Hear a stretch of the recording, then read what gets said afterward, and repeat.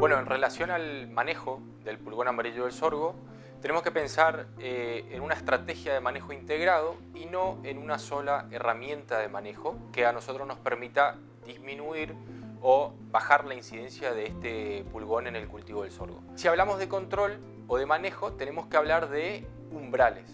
Cuando hablamos de umbrales, que es básicamente el nivel o la cantidad de pulgones que a nosotros nos va a indicar que tenemos que tomar una medida de control, podemos decir lo siguiente: existen dos umbrales establecidos, uno elaborado en Estados Unidos y uno en México, que son muy similares y los cuales toman como base un umbral de entre 50 y 100 pulgones por hoja. ¿Cómo determinamos esto?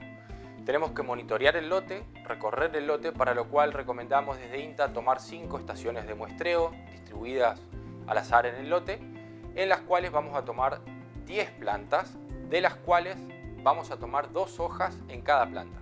Una hoja del estrato inferior, o sea, cercana al suelo, y una hoja del estrato superior, o sea, lo más arriba posible.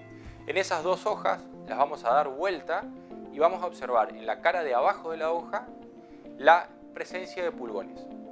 La presencia de pulgones puede ser identificada por colonias que pueden ser más o menos compactas dependiendo de el estado de colonización en que se encuentre ese lote. Al principio son colonias poco densas y a medida que la población crece, las colonias se van haciendo cada vez más compactas y más densas. Una vez que tenemos el recuento o la observación de los pulgones, tenemos que elaborar el promedio y efectuar una medida de control cuando en promedio en las hojas haya entre 50 a 100 pulgones por hoja.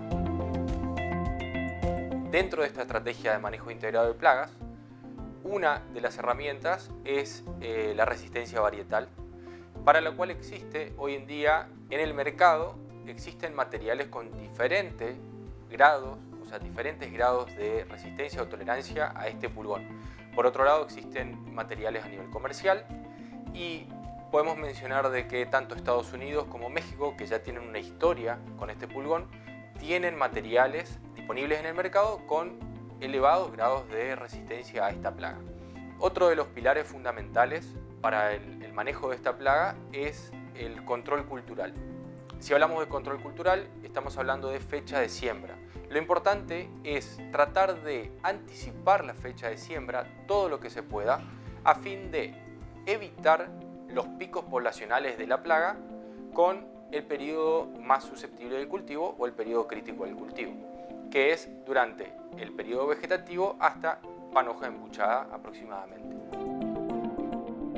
También dentro del manejo cultural es importante tener en cuenta que este pulgón utiliza como hospedero alternativo al sorgo de Alepo, que es una maleza muy importante en nuestros agroecosistemas, por lo cual otra estrategia de manejo es la eliminación de todas las matas de sorgo de Alepo que tengamos en los lotes. Y esto es preferible hacerlo con algún tiempo de anticipación antes de la siembra del sorgo para evitar ese puente verde que puede existir entre la maleza y el posterior cultivo.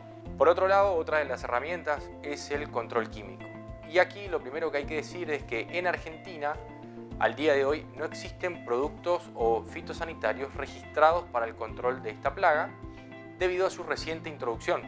Y finalmente, otra de las estrategias de manejo no menor es el control biológico. Si bien hoy no existen controladores biológicos que uno pueda aplicar, digamos, al lote, existen un sinnúmero de enemigos naturales del pulgón que están presentes en todos los cultivos, en todos los lotes, que si bien no logran reducir de manera significativa las poblaciones, logran o mantienen de alguna manera cierto nivel de control.